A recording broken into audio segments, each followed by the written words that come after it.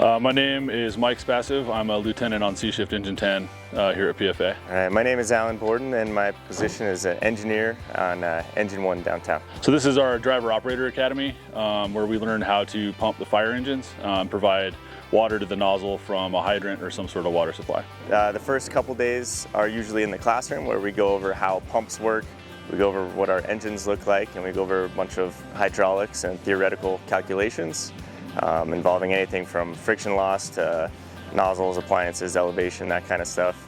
And then the last few days are all out on the drill ground where we're training with the engines, and all the engineers or the engineer candidates, the DOPs, are getting trained up in how to actually pump the engines. So this is important because everyone can know how to pump and how to put water down a hose line, but we really need to know what happens when something goes wrong, what happens when we lose our water supply, something goes wrong. So today's training is really all about learning the steps to take to correct something that's gone wrong that was out of our control.